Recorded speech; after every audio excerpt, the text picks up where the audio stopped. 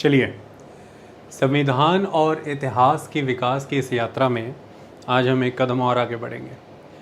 आज हम ये जो हमने नए भारत के निर्माण को समझने की प्रक्रिया का एक आरंभ किया था, जिसमें हम ये देख पा रहे हैं कि क्या क्या चुनौतियां थी उस समय में एक न्यूली फॉर्म्ड स्टेट के सामने, जो अभी अभी पार्टीशन के दंश से उभरा है। हमने देखा कि किस तरह के फाउंडिंग प्रिंसिपल्स इंडिया ने डिसाइड किए, जिसमें सेकुलरिज्म एक इम्पॉर्टेंट आस्पेक्ट था।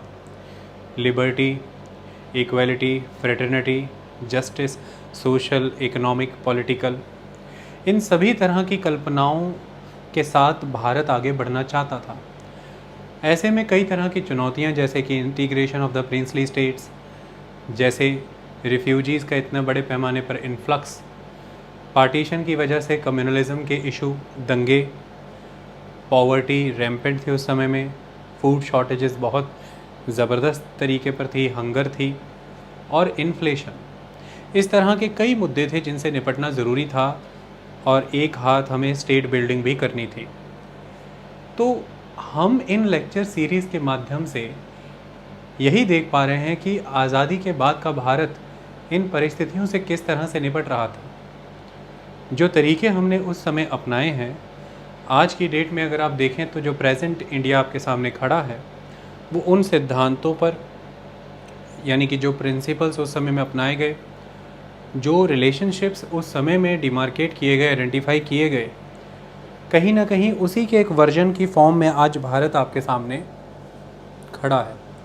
तो आज प्रेजेंट के टाइम पे किसी भी तरह की अगर आपको कोई कन्फ्लिक्ट नज़र आते हैं, आपको वापस इतिहास में वहीं जा कर के उनके समाधान ढूंढने होते हैं, हल निकालने होते हैं। ये एक बहुत इंपॉर्टेंट एस्पेक्ट है। ऐसे में आज का हमारा लेक्चर पार्टीशन और रिफ्यूजी क्राइसिस। तो पार्टीशन के हमने पहले लेक्चर कवर कर दिए, लेकिन आज जो हमारा मेन फोकस रहेगा वो रिफ्यूजी क्राइसिस के ऊपर रहेगा, जो मूलतः पार्टीशन के साथ जुड़ा है।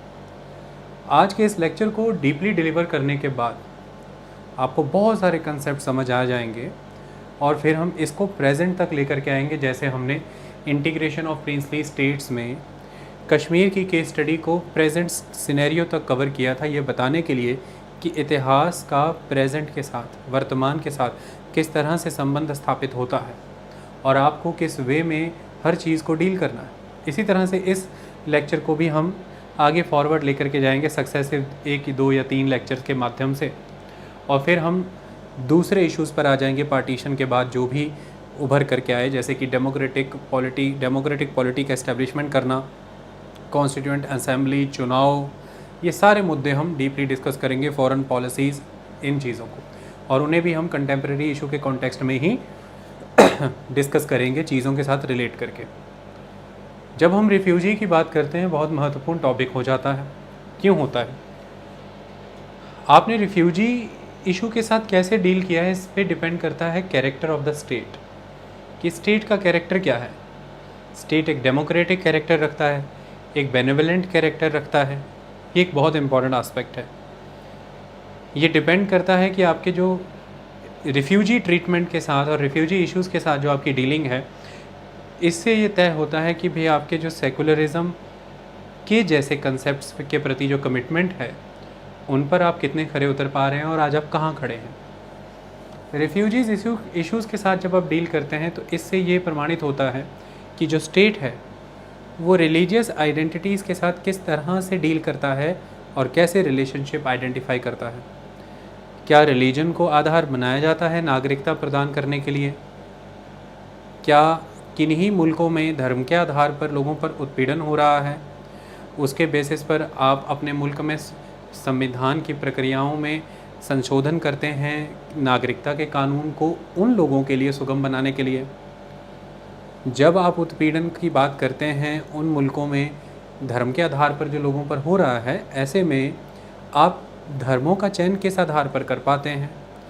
मेजॉरिटी, माइनॉरिटी, पॉलिटिक्स, ये सब चीज़ों को अंडरस्टैंड करने के लिए जो एक चाबी रहती है, रिफ्यूजी इशू इसमें बहुत इंपॉर्टेंट चाबी का काम करता है। ताले खुद ब खुद खुलते हैं, ये सारे सवाल हल होते हैं। रिफ्यूजी जब शब्द सुनते हैं, दिमाग में आता है जब मास एक्सोडस होता है, वायलेंस, ये भी हमारे दिमाग में एक छवि बनती है। फिर threat for the security of the country, of the nation, ये भी एक परसेप्शन बनता है हमारे माइंड में। तो इस तरह का एक सिस्टम रिफ्यूजी, डिफरेंट इसकी डेफिनेशंस हैं। एक बुनियादी सी चीज़ ये है, अगर हम भारत पाकिस्तान के संबंधों में रिफ्यूजी को डिस्कस करें, तो भारत पाकिस्तान के संबंधों में जब बंटवारा हुआ है, उस मायने में अगर हम रिफ्यूजी देखें तो यहाँ से कुछ ऐसी समझ उभर करके आती है कि रिफ्यूजी इस मामले में वो है जो अपनी इच्छा से अपनी होम कंट्री को छोड़ करके नहीं गया है, जो अपनी इच्छा से अपनी होम कंट्री को छोड़ करके नहीं गया है, जो स्टेटलेस हो चुका है, होमलेस हो चुका है, वो पर्सन, जिस पर्सन का ऑर्डरली मैनर में एक ऑर्गेनाइज्ड एक्सचेंज दो कंट्रीज़ ने सेटल नहीं किया है, वो पर्सन जो है वो रिफ्यूजी है। इस मामले में उदाहरण के तौर पर मैं आपको बताता हूँ कि अगर आप उस समय में पाकिस्तान से भारत आए हिंदू और सिखों को देखें और भारत से पाकिस्तान गए मुस्लिमों को देखें, तो ये रिफ्यूजी इस डेफिनेशन के कॉन्टेक्स्ट में बनते हैं। पहली बात तो अपनी स्वेच्छा से ये अपना मुल्क छोड़ करके नहीं गए, इन पर दबाव बना, कई तरह का वायलेंस हुआ उस समय में, कम्युनल एटमॉस्फेयर ठीक नहीं था, तो एक तरह की इन्हें इनसिक्योरिटी थी, लाइफ को, प्रॉपर्टी को, इनकी डिग्निटी को एक थ्रेट था। और दूसरी बात, ये इस भय की वजह से एक मेजॉरिटी कंट्री में एक माइनॉरिटी की तरह है, ये भय इन्हें डरा रहा है, तो ये भाग रहे हैं एक मेजॉरिटी कंट्री की ओर, यानी कि उस कंट्री की ओर जहाँ पर इन्हें लगता है कि इनके धर्म मेजॉरिटी में है और इनके लोग इन्हें रक्षण दे देंगे, बचा लेंगे, ना कि दो स्टेट्स मिलकर के इनका ऑर्डरली मैनर में एक्सचेंज कर रहे हैं। श्यामा प्रसाद मुखर्जी उस समय ये मानते थे और उन्होंने नेहरू कैबिनेट से इस्तीफ़ा भी दिया था, हिंदू महासभा के ही अपने कुलीग केसी नियोगी के साथ मिलकर के। इस्तीफ़ा देने का कारण 4 अप्रैल 1950 को जवाहरलाल नेहरू और लियाकत अली ख़ान के बीच में, पाकिस्तान से लियाकत अली ख़ान, भारत से जवाहरलाल नेहरू, इनके बीच में जो दिल्ली पैक्ट हुआ, जिसे नेहरू लियाकत पैक्ट के तौर पर भी हम जानते हैं, इस पैक्ट की वजह से श्यामा प्रसाद मुखर्जी ने उस समय में अपना इस्तीफ़ा दिया और उनका ये कहना था कि एक ट्रांसफ़र ऑफ पॉपुलेशन होना चाहिए दो कंट्रीज़ के बीच में। और भी बहुत कुछ मानना था, मैं बताऊंगा, लेकिन ये मानना था उनका। तो ऐसे में ये दो कंट्रीज़ के बीच में एक ऑर्डरली मैनर में ट्रांसफ़र ऑफ पॉपुलेशन नहीं हुआ। जनता, उदाहरण के तौर पर अगर कोई सिख रहता है पाकिस्तान में या कोई हिंदू रहता है पाकिस्तान में, वहाँ पर उसका परसिक्यूशन होगा, उसे वायलेंस है, उसे थ्रेट है अपनी जान का, अपनी संपत्ति का, अपने ऑनर का, डिग्निटी का, तो वो अपनी इच्छा के विरुद्ध वहाँ से उखड़ रहा है, वहाँ से पलायन कर रहा है, डिस्प्लेस हो रहा है, माइग्रेट हो रहा है। लेकिन वो जिस मुल्क की ओर आ रहा है, वहाँ की सरकारें एक तरह से कोई प्रक्रिया स्थापित करके सिक्योरिटी सेफ्टी नेटवर्क के तहत उनका एक्सचेंज नहीं कर रही हैं, उन्हें बुला नहीं रही हैं। वो इसलिए भारत की ओर आ रहा है क्योंकि उसे लग रहा है कि मेरे जो हिंदू साथी हैं वहाँ पर, मेरे जो सिख साथी हैं वहाँ पर, मैं उनके साथ मिल करके एक रक्षण प्राप्त कर लूँगा, मैं उनके रक्षण में रह लूँगा। तो जो माइनॉरिटी हो गई है पाकिस्तान की, वो जा रही है मेजॉरिटी की और हिंदुस्तान की। तो माइनॉरिटी यहाँ पर पाकिस्तान में हो गई हिंदू और सिख, और वो जा रहे हैं हिंदुस्तान की मेजॉरिटी की तरफ, और हिंदुस्तान में मेजॉरिटी है, मान लीजिए, हिंदू और सिख। इसी तरह से जो माइनॉरिटी हो गए हैं भारत में, हिंदुस्तान में, दैट इज़ द मुस्लिम्स, वो माइनॉरिटी जा रहे हैं अब पाकिस्तान की मेजॉरिटी की ओर, यानी कि पाकिस्तान में मेजॉरिटी है मुस्लिम्स की। तो एक मुल्क की माइनॉरिटी उस मुल्क में माइनॉरिटी है, लेकिन दूसरे मुल्क में उसे दिख रहा है कि मेरे धर्म से, संप्रदाय से, संस्था से जुड़े लोग हैं, तो उस मेजॉरिटी से मैं रक्षण पा जाऊंगा, इस वजह से वो उस मुल्क की ओर जा रहा है। ये एक इम्पॉर्टेंट चीज़ है। तो इस कॉन्टेक्स्ट में, भारत के पार्टीशन के कॉन्टेक्स्ट में देखें तो इस तरह से एक रिफ्यूजी हमें समझ आते हैं। रिफ्यूजी की यूनाइटेड नेशंस की भी अपनी डेफिनेशंस हैं। कोई भी पर्सन जिसे थ्रेट है या जिसे लगता है कि उसे थ्रेट हो सकता है, रिलीजन के बेसिस पर, रेस के बेसिस पर, कास्ट के बेसिस पर, सेक्स के बेसिस पर, रीजन के बेसिस पर, इस तरह के किसी भी आधार पर, एथनिसिटी के बेसिस पर। और अब वो उस जगह से इन भय या फिर वायलेंस के बेसिस से उखड़ चुका है जिस जगह पर वो रहता था पहले, जो उसकी नेशनैलिटी थी। ये एक इम्पॉर्टेंट चीज़ है। और अब वो दर बदर भटक रहा है, असाइलम सीख कर रहा है, तो वो पर्सन रिफ्यूजी हो जाएगा। या फिर वो पर्सन किसी एक मुल्क में रहता था, लेकिन अचानक से उस मुल्क की पॉलिटिक्स में चेंजेस की वजह से उसकी नेशनैलिटी ही ख़त्म हो चुकी है उस मुल्क में, और उसको ऐसा लग रहा है कि अब उसकी नेशनैलिटी बिलोंग करती है किसी दूसरे मुल्क में। तो ऐसे में वो मुल्क जो दूसरा मुल्क है, उसे वहाँ जाना है ताकि वो मुल्क इसे रक्षण दे पाए, क्योंकि ये अब उनका नेशनल है। ऐसे में इस मुल्क में जहाँ पर उसकी अब नेशनैलिटी ख़त्म हो गई है, वो डिसएनफ्रेंचाइज हो चुका है, यहाँ पर वो ख़ुद को रिफ्यूजी की तरह महसूस कर रहा। इस तरह से ही भारत पाकिस्तान के सिलसिले में हुआ कि रातों रात हिंदू और सिख जो पाकिस्तान में बैठे हुए थे, क्योंकि पाकिस्तान तो था ही नहीं, पहले भारत ही था, तो जब वो बॉर्डर खिंच गया और पाकिस्तान वो बन गया, तो वो अपने ही घरों में एक नए मुल्क में गिने गए, जहाँ पर उन्हें ये महसूस हो रहा था कि भाई अब यहाँ पर रह पाना नामुमकिन है। हालांकि मैं आपको एक बात बता दूँ कि वो जिस एरिया से बिलोंग कर रहे थे, ये आपको मान करके चलना है कि वो वहाँ पर उनसे उनकी नेशनैलिटीज़ नहीं छीनी गई थी। नेशनैलिटी उनकी वह रहनी थी। पाकिस्तान उन्हें ये नहीं कह रहा था कि भाई आप डिसएनफ्रेंचाइज हो गए। और जब भारत में जो मुस्लिम्स हैं, भारत उन्हें नहीं कह रहा है कि आप डिसएनफ्रेंचाइज हो गए, आपकी नेशनैलिटी चली गई। लेकिन यहाँ पर थ्रेट बहुत है, परसिक्यूशन का एक एटमॉस्फेयर है, वायलेंस है, जिसकी वजह से पाकिस्तान से हिंदू और सिख भारत और हिंदुस्तान से मुस्लिम पाकिस्तान जाना चाहते हैं, क्योंकि उन्हें अभी ऐसा लग रहा है कि भाई हम इस स्टेट के, इस कंट्री के पहले लेजिटिमेट स्टेक होल्डर थे, लेकिन अब हम इस कंट्री के लेजिटिमेट स्टेक होल्डर नहीं हैं, हमें सेकंड ग्रेड सिटीजन माना जा रहा है, मेजॉरिटी के हाथों हमारा परसिक्यूशन हो रहा है। तो ऐसे में वो खुद को सेफ़ मान रहे हैं उस कंट्री को, जिस कंट्री की ओर वो देख रहे हैं। इसलिए उन्हें लगता है कि वो कंट्री को अब वो बिलोंग करते हैं, लेकिन रह वो किसी अब उस कंट्री में गए हैं जिस कंट्री में उनके रहने लायक माहौल अब नहीं है, इसलिए वो ख़ुद को वहाँ पर रिफ्यूजी सा महसूस कर रहे हैं। ये एक इम्पॉर्टेंट चीज़ है। तो इस तरह से कई तरह की डेफिनेशन और परिभाषाएं उभर करके आती हैं। हमारे अदर लेक्चर्स में हमने रिफ्यूजी की बहुत सी डेफिनेशन समझाई हैं, वो आने वाले लेक्चर्स में आपको मिल जाएंगी। आज के कॉन्टेक्स्ट में ये महत्वपूर्ण था जितना मैंने आपको समझा दिया। अब इस कॉन्टेक्स्ट में अगर हम रिफ्यूजी क्राइसिस को उस दौर में देखें तो बहुत ही गहरे अध्ययन यहाँ पर करने ज़रूरी थे, बहुत ही वेल रिसर्च्ड। हमने मल्टीपल सोर्सेज से लेक्चर आज का भी बनाया है, आपको बहुत सारी चीज़ें आज समझ आ जाएंगी। प्रेजेंट स्टेटस में क्या चल रहा है वो भी क्लियर हो जाएगा, सब मैं आपको डिफरेंट स्टेटमेंट्स के माध्यम से समझा दूंगा। देखिए, भारत की जब आज़ादी हुई तो एक बड़ा सत्य जो कि कटु सत्य साबित हुआ, वो था भारत का विभाजन, दैट इज़ द पार्टीशन। जब पार्टीशन की हम बात करते हैं तो इसकी ज़िम्मेदारी किसके पास थी? सर साइरिल रेडक्लिफ के पास इसकी ज़िम्मेदारी थी। तो एक रेडक्लिफ कमीशन बनाया गया जिसको पार्टीशन भारत का ऑर्गेनाइज़ करना था।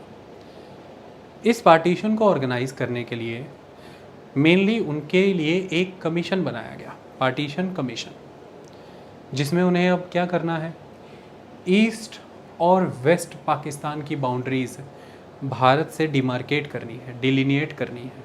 मतलब ईस्ट में मुस्लिम मेजॉरिटी एरिया और वेस्ट में मुस्लिम मेजॉरिटी एरिया डिमार्केट करना है। ये एक इम्पॉर्टेंट चीज़ है।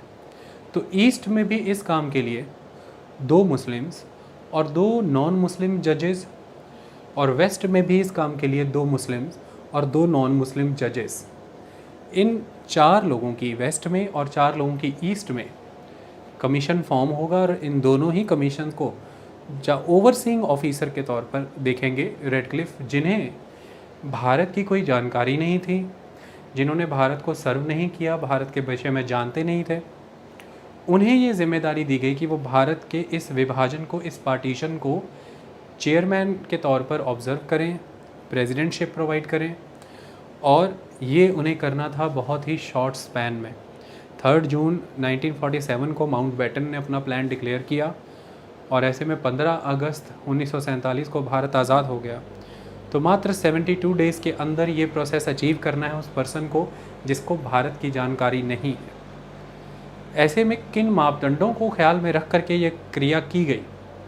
नेचुरली क्योंकि यहाँ पर रिलीजन को फोकस रखा गया है। आप अगर बाउंड्री डिमार्केशन देखें तो ये कम्युनल डिमार्केशन है, क्योंकि आप ईस्ट में यानी कि बंगाल को डिवाइड कर रहे हैं, आसाम भी आएगा इसमें, और आप वेस्ट में पंजाब को डिवाइड कर रहे हैं मेनली। ऐसे में ये डिवीज़न जो हो रहा है ये कम्युनल लाइन पर हो रहा है, मतलब कि Muslim and non Muslim areas को आपको डिवाइड करना है, ईस्ट में भी और वेस्ट में भी। इसके लिए अब आपको ईस्ट और वेस्ट में जो प्रक्रिया फॉलो करने को कही गई वो ये थी कि आपको मुस्लिम मेजॉरिटी एरियाज़ को डिमार्केट करना है, बट कॉन्टिगुअस डिस्ट्रिक्ट सिस्टम को ध्यान में रखते हुए। मतलब मुस्लिम मेजॉरिटी तो होना चाहिए, contiguous Muslim majority district area आपको देखना है। इसमें ये रह जाता है कि मान लीजिए एक खंड ये है, एक खंड ये है, एक खंड ये है, ऐसे में थोड़े बहुत मुस्लिम यहाँ भी हैं।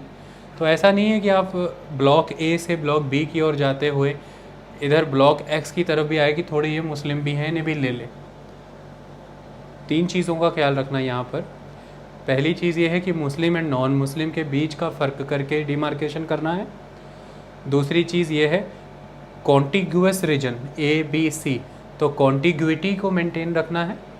और तीसरी चीज़ इस कॉन्टिग्यूअस रीजन की डिमार्केशन में मेजॉरिटी का भी ध्यान रखना है कि मुस्लिम मेजॉरिटी में हो। ये नहीं कि 4-5 मुस्लिम भी कवर करने के लिए आप इधर को आ गए और बीच में मेजॉरली नॉन मुस्लिम्स उधर चले गए। तो इस प्रक्रिया का पालन करते हुए सर साइरल रेडक्लिफ कमीशन को अपना अवार्ड देना था। अवार्ड मतलब कि अपनी डिक्लेरेशन देनी थी। तो सिर्फ़ और सिर्फ contiguous Muslim majority district process ही ध्यान में नहीं रखा। यकीनन ही ये प्रमुख कंसेप्ट था, ये मेन कंसेप्ट था, इसको फोकस पे रखा, लेकिन इसके साथ साथ और चीज़ों को भी ध्यान दिया।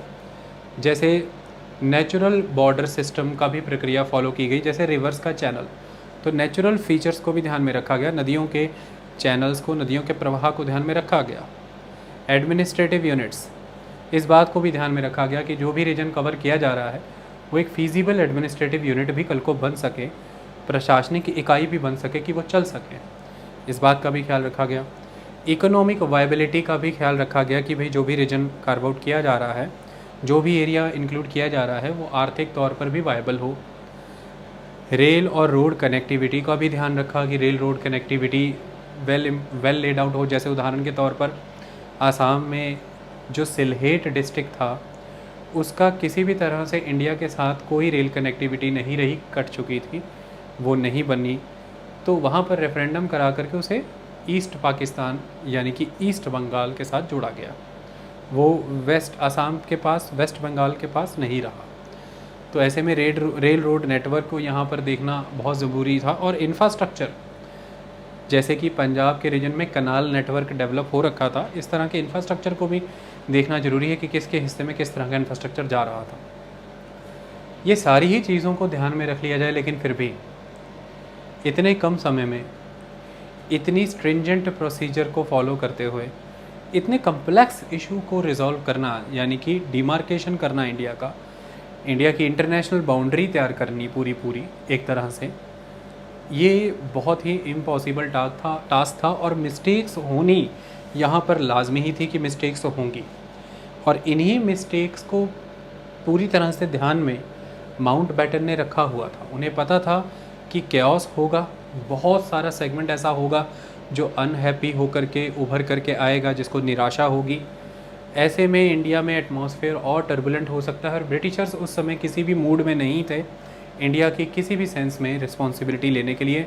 किसी भी सेंस में जब मैं कहता हूँ तो मतलब कि सेफ्टी सिक्योरिटी को ध्यान में रखते हुए कि इंडिया में अगर कोई कम्युनल वायलेंस होते हैं, क्लैश होते हैं, तो ब्रिटिशर्स पहला तो कोई क्रेडिट नहीं लेना चाहते थे कि उनकी वजह से इस तरह की कोई एक्टिविटी हुई है कम्युनल सेंस में, और दूसरा वो अपने किसी तरह के भी रिसोर्सेज ड्रेन नहीं कराना चाहते थे इस तरह के टर्बुलेंसेस को कंट्रोल करने को लेकर के।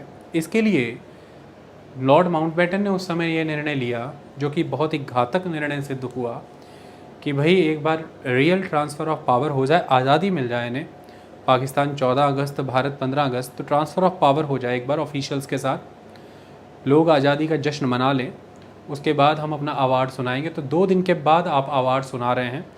तो शुरू से ही लोगों के अंदर एक कन्फ्यूजन थी, एक डायलेमा था, एक क्योस था कि वो किस क्षेत्र से बिलोंग कर रहे हैं। क्या वो, जैसे मान लीजिए कि कोई सिख है, कोई हिंदू है, उनको ऐसा लगता था कि भाई वो अगर कल को भारत पाकिस्तान बनता है तो भारत में होने चाहिए, और उन्हें ऐसा लग भी रहा है कि वो भारत में ही है, क्योंकि आपने जो अवार्ड है उस सर साइरिल रेडक्लिफ का, जो बाउंड्री कमीशन का जो अवार्ड आया, वो डिस्क्लोज़ ही नहीं किया, जबकि आपके पास वो 12 अगस्त को आ चुका था। क्यों कारण मैंने अभी आपको बता दिया, आपने उसे लेट डिस्क्लोज़ किया।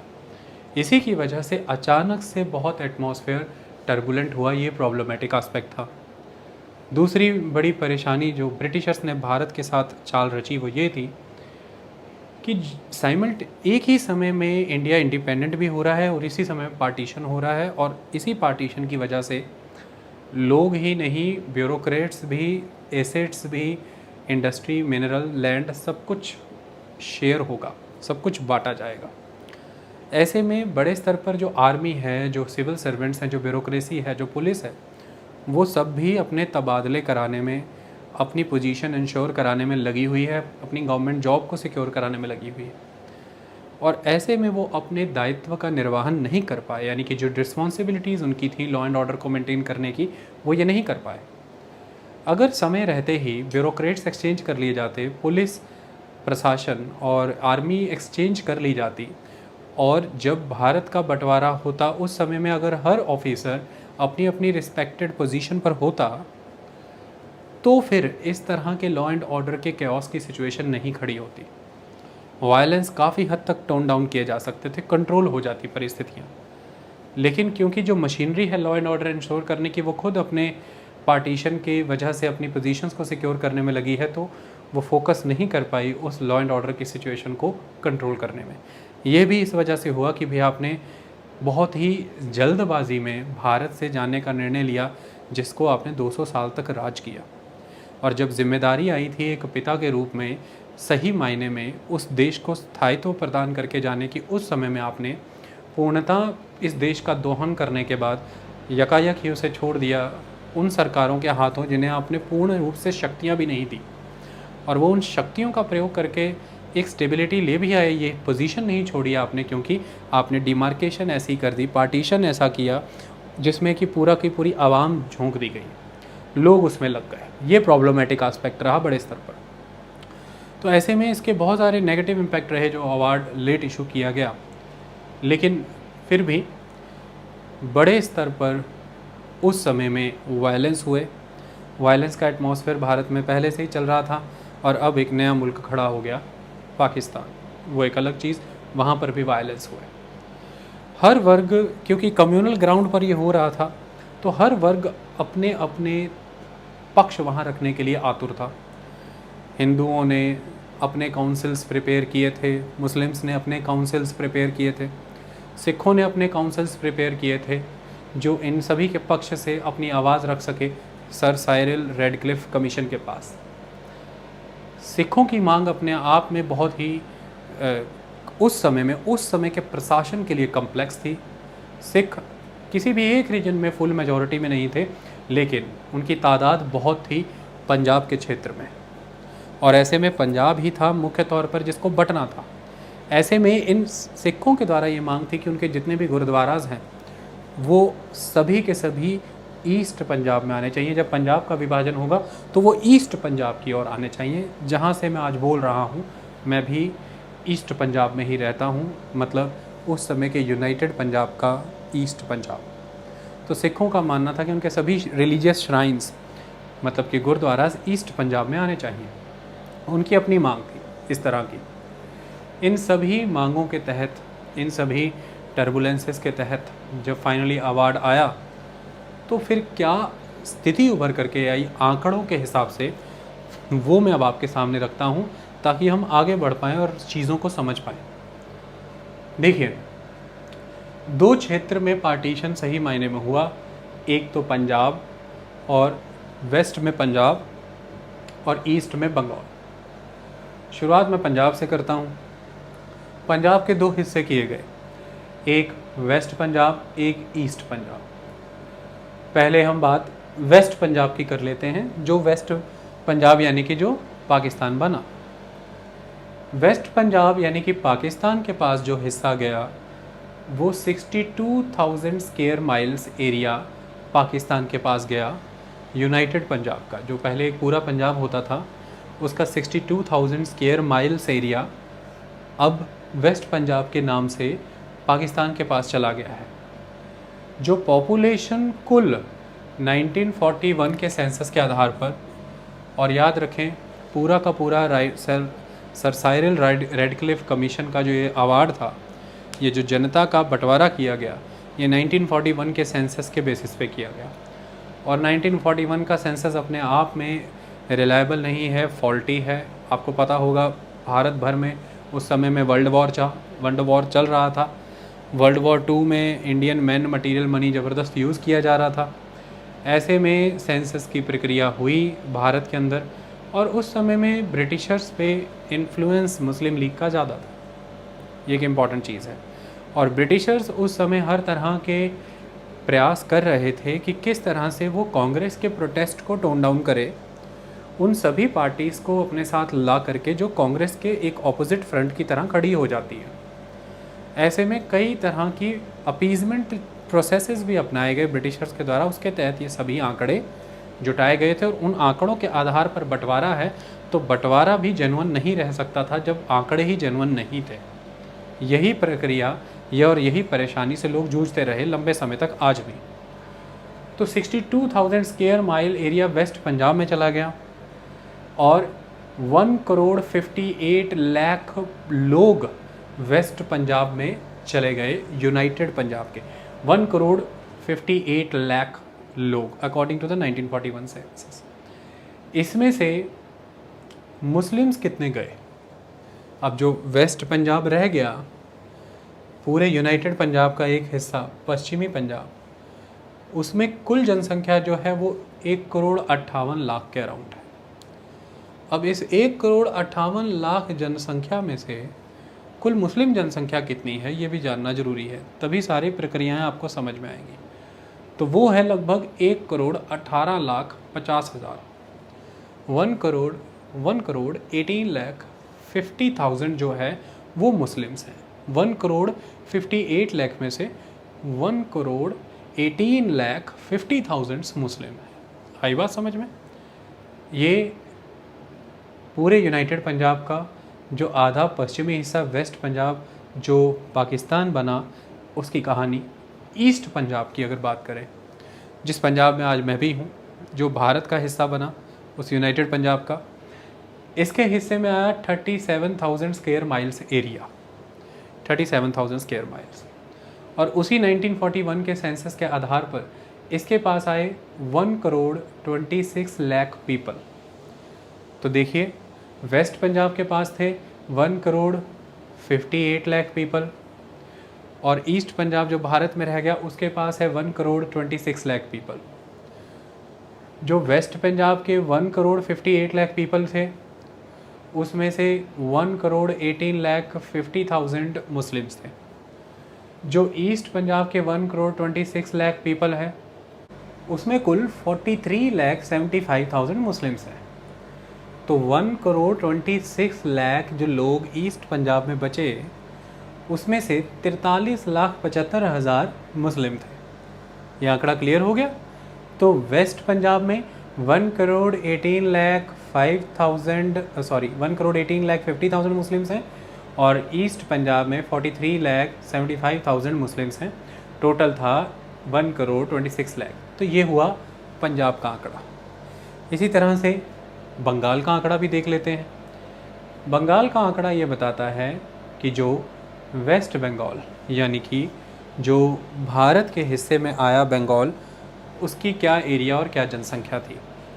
जो भारत के हिस्से में आया West Bengal, 28,000 square miles area आया इंडिया के हिस्से में वेस्ट बंगाल के नाम से, और लगभग 2 करोड़ 12 लाख जनसंख्या भारत के हिस्से में आई वेस्ट बंगाल के नाम पर, जो लोग वेस्ट बंगाल में रह रहे थे। 28,000 स्क्वायर माइल्स एरिया आया और 2 करोड़ 12 लाख लोग आए। इसी तरह से इस 2 करोड़ 12 लाख में से मुस्लिम्स कितने थे, ये बहुत इंपॉर्टेंट फिगर है, दैट इज़ द 53 लाख। तो आप एक चीज़ देखिए, ईस्ट पंजाब जो भारत में रह गया उसमें 43,75,000 मुस्लिम्स अभी भी हैं, और वेस्ट बंगाल जो भारत में आया उसमें 53 लाख मुस्लिम्स अभी भी हैं। तो लगभग 50 लाख और 40 लाख 90 लाख 96 लाख 1 करोड़ के अराउंड ये मुस्लिम पॉपुलेशन आपको नज़र आ रही है ईस्ट पंजाब और वेस्ट बंगाल की मिला करके। ये मैं क्यों कह रहा हूँ आंकड़ा, अभी आपको आगे समझ में आएगा। इसी तरह से जो ईस्ट बंगाल बना, यूनाइटेड बंगाल का ईस्ट बंगाल यानी कि पाकिस्तान, और फिर 1971 दिसंबर के बाद से बांग्लादेश। पहले तो पाकिस्तान 2 हिस्सों में था, जब तक बांग्लादेश नहीं बना था 1971 दिसंबर तक। 1971 दिसंबर भारत और पाकिस्तान का युद्ध भी हुआ, तो फिर बांग्लादेश बन करके आया। तो ईस्ट पाकिस्तान और वेस्ट पाकिस्तान को मिला के पहले एक यूनाइटेड पाकिस्तान होता था 2 हिस्सों में। वेस्ट से east via coast line, India से होके पूरी कोस्ट लाइन गुजरती थी, और या फिर वाया एयरवे कनेक्टेड होते थे। लेकिन 1971 के बाद फिर ईस्ट पाकिस्तान बांग्लादेश हो गया, और आज जो आपके पास वेस्ट में है, वेस्ट पंजाब और बाकी एरिया, बस यही है पाकिस्तान। ओके, लेकिन 1971 से पहले बंगाल का जो ईस्ट बंगाल हिस्सा बना, जिसे मैंने यहाँ पर ईस्ट बंगाल भी लिख दिया और ईस्ट पाकिस्तान भी लिख दिया, इसके पास टोटल बंगाल का 49,000 स्क्वायर माइल्स एरिया गया। वेस्ट बंगाल के पास आया 28,000 और ईस्ट बंगाल के पास गया 49,000। जाना ही था। पंजाब जो पाकिस्तान के पास गया उसके पास 62,000 था, और बंगाल जो पाकिस्तान के पास गया उसके पास 49,000 था। इंडिया के कंपैरेटिवली ज़्यादा हिस्सा गया। क्यों? क्योंकि इन्हीं से तो पाकिस्तान बनना था, इंडिया तो था ऑलरेडी एक, तो उनको वो हिस्सा ज़्यादा जाना ही था, उसी से पाकिस्तान उभर करके आना था। तो 49,000 square miles area East Bengal के पास गया। इसमें से अब इनके पास जनसंख्या कितनी रह गई? 3 करोड़ 91 लाख पीपल। तो इसका मतलब ये है ऑल इन ऑल कि बंगाल का रीजन, बंगाल बड़ा क्षेत्र था, बंगाल के रीजन में जनसंख्या भी ज़्यादा थी, क्योंकि लगभग 2 करोड़ जनसंख्या तो वेस्ट बंगाल के हिस्से में ही आ गई, 2 करोड़ 12 लाख, और ईस्ट बंगाल के हिस्से में 3 करोड़ 91 लाख, लगभग 4 करोड़ के अराउंड। जबकि पंजाब को अगर देखें तो वेस्ट में गई 1 करोड़ 58 लाख और ईस्ट पंजाब में रह गई 1 करोड़ 26 लाख। तो यहाँ पर फिगर 2 करोड़ से अबव जा रही हैं, 3 करोड़ से अबव जा रही हैं बंगाल। तो ये ज़्यादा पॉपुलेटेड था एज़ कम्पेयर टू वेस्ट। तो मतलब ये है कि पूरे ओवरऑल पाकिस्तान को जो जनसंख्या ज़्यादा मिली है वो पूरे पाकिस्तान में ईस्ट में जनसंख्या ज़्यादा मिली। तो 3 करोड़ 91 लाख पीपल ईस्ट में चले गए। लेकिन उस 3 करोड़ 91 लाख में से टोटल मुस्लिम यहाँ पर कितने हैं? 2 करोड़ 77 लाख। तो मतलब ये है कि जो वेस्ट पाकिस्तान के लिए जो पंजाब का विभाजन हुआ था और वेस्ट पंजाब बना, उसमें मुस्लिम्स हैं 1 करोड़ 18 लाख 50,000, और जो ईस्ट बंगाल बना, ईस्ट पाकिस्तान उभर करके आया, उसमें मुस्लिम है 2 करोड़ 77 लाख। ये हो गई कुल मुस्लिम ईस्ट बंगाल में और वेस्ट पंजाब में। और कुल मुस्लिम अब भारत में जो वेस्ट बंगाल में थे वो 53 लाख मुस्लिम्स थे, और ईस्ट पंजाब में थे वो 43 लाख 75,000 मुस्लिम थे। ये एक आंकड़ा एग्जिस्ट करता है। इसके अलावा जुलाई 1947 में, अभी आज़ादी तो 15 अगस्त को होगी, उसके पहले ये प्रक्रिया चल रही है दस्तावेजी कागज़ी हर तरह से। जुलाई 1947 में सिलहेट डिस्ट्रिक्ट ऑफ आसाम जो है वहाँ पर रेफरेंडम होल्ड करके उसे ईस्ट बंगाल को यानी कि ईस्ट पाकिस्तान को ट्रांसफ़र कर दिया गया। और उसके रीज़न्स जो थे उनमें एक रीज़न प्रमुख ये था कि no direct rail link with the India. ठीक है जी। तो आसाम का सिलहेट जो है वो चला गया ईस्ट बंगाल के पास यानी कि ईस्ट पाकिस्तान के साथ। लेकिन एक बहुत दिलचस्प चीज़ ये रही कि एक ईस्ट पाकिस्तान के पास, मतलब कि ईस्ट बंगाल के पास एक डिस्ट्रिक्ट गया, that is the Khulna. Khulna district important है, इसी में राइट्स होंगे और इसी के आधार पर नेहरू लियाकत पैक्ट भी होगा। खुलना राइट्स हुआ। इस खुलना इलाके में, खुलना डिस्ट्रिक्ट जो है, यहाँ पर मुस्लिम पॉपुलेशन 49.3% मुस्लिम्स है, मतलब कि कुल 50% भी नहीं थे, तो मेजॉरिटी में तो थे ही नहीं मुस्लिम्स। अगर होंगे भी तो आधे होंगे, आधे नॉन मुस्लिम भी थे, लेकिन फिर भी इसे पाकिस्तान को दे दिया गया। जबकि ये चिटागोंग हिल ट्रैक्ट का, चिटागोंग पहाड़ी इलाके का एक बहुत ही प्रमुख ट्राइबल इलाका था और इसे हैंडओवर किया गया पाकिस्तान को। लेकिन इसके बिल्कुल उलट जो मुस्लिम बहुलक इलाके थे, जैसे कि मालदा, नादिया, मुर्शिदाबाद, ये वेस्ट बंगाल यानी कि भारत के पास रहे। यहाँ से आपको क्लियर होता होगा कि जब साइरल रेडक्लिफ के द्वारा ये सारी डिमार्केशन की प्रक्रिया हुई, इसमें हर कम्युनल सेगमेंट ने अपनी अपनी काउंसिल्स के माध्यम से अपने अपने पक्ष रखे हैं। जजेस भी चाहे वहाँ पर मौजूद थे, लेकिन एक चीज़ तो नज़र आई कि जो रैशनल डिसीजन मेकिंग थी, जो रैशनल और लॉजिकल थिंकिंग थी, उस पर पॉलिटिकल कंसिडरेशंस ज़्यादा हावी रही हैं ड्यूरिंग द डिमार्केशन। ये एक इम्पॉर्टेंट चीज़ है और उसके कई तरह के लक्षण हमें आज भी नज़र आते हैं। कुछ पैराडॉक्स अरेंजमेंट्स किए गए, ये आपके सामने यहाँ पर प्रमाणित हैं। अब इनसे ये चीज़ तो प्रमाणित हो जाती है कि अगर हम ये कहते हैं कि ईस्ट बंगाल में टोटल पॉपुलेशन 3 करोड़ 91 लाख थी, लेकिन उसमें से मुस्लिम्स 2 करोड़ 77 लाख थे, तो फिर बाकी कौन थे? तो नॉन मुस्लिम। मतलब 2 करोड़ 77 लाख की मेजॉरिटी कंट्री में कुछ 20 लाख के अराउंड वहाँ पर आपको नॉन मुस्लिम्स भी मिल रहे हैं। इसी तरह से जब हम कहते हैं कि वेस्ट में 1 करोड़ 58 लाख टोटल था, तो उसमें से सिर्फ 1 करोड़ 18 लाख 50,000 मुस्लिम्स हैं, तो बाकी कौन है? नॉन मुस्लिम्स हैं। ये इम्पॉर्टेंट है। और भारत में क्लियर आंकड़ा है, ईस्ट पंजाब में 43,75,000 और वेस्ट बंगाल में 53 lakh non Hindus, non Sikh हैं, मतलब ये मुस्लिम हैं। तो इसका मतलब ये है कि पार्टीशन के बाद भी अच्छी खासी संख्या माइनॉरिटीज़ की रह गई दोनों मुल्कों के अंदर, जो दो नए डोमिनियन उभर करके आए। लगभग 35 मिलियन मुस्लिम्स इंडिया में रह गए 3.5 करोड़ के अराउंड, और लगभग 25 मिलियन नॉन मुस्लिम्स पाकिस्तान में रह गए।